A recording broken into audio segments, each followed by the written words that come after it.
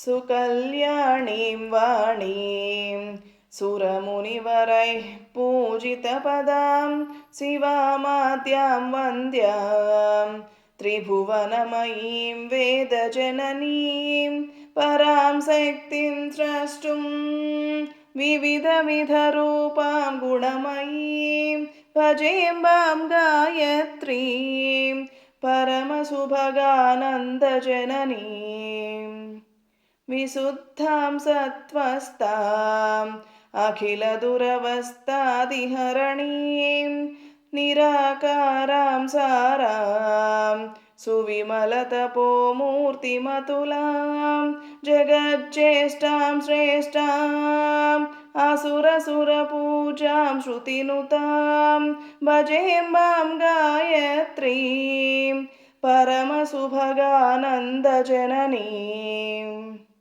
तपोनिष्ठाभीष्टां स्वजनमनसन्तापशमनीं दयामूर्तिं स्फूर्तिं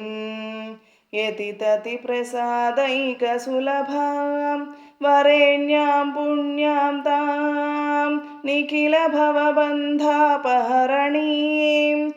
भजेम्बां गायत्रीं परमसुभगानन्दजननीम्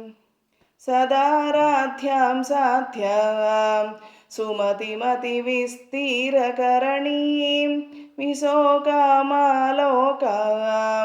हृदयगतमोहान्धहरणीं परां दिव्यां भव्याम् अघमभवसिन्ध्वेकतरणीं भजेम्बां गायत्रीं परमसुभगानन्दजननीम्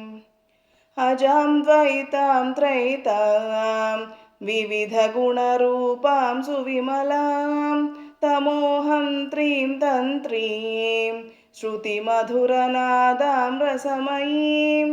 महामान्यां धन्यां सततकरुणाशीलविभवां भजेम्बां गायत्रीं परमसुभगानन्दजननीम् जगद्धात्रीं पात्रीं सकलभवसंहारकरणीं सुवीरां धीरां तां सुविमलतपोराशिसरणीं अनेकामेकां वै त्रिजगत्सदधिष्ठानपदवीं भजेम्बां गायत्रीं परमसुभगानन्दजननीम् प्रबुद्धां बुद्धां तां स्वजनततिजाड्यापहरणीं हिरण्यां गुण्यां तां सुकविजनगीतां सुनिपुणीं सुविद्यां निरवद्याम् अमलगुणगाधां भगवतीं भजेम्बां गायत्रीं परमसुभगानन्दजननीम् अनन्तां शान्तां यां भजति बुधवृन्दश्रुतिमयीं सुगेयां ध्येयां यां स्मरति हृदि नित्यं सुरपति सदा भक्त्या शक्त्या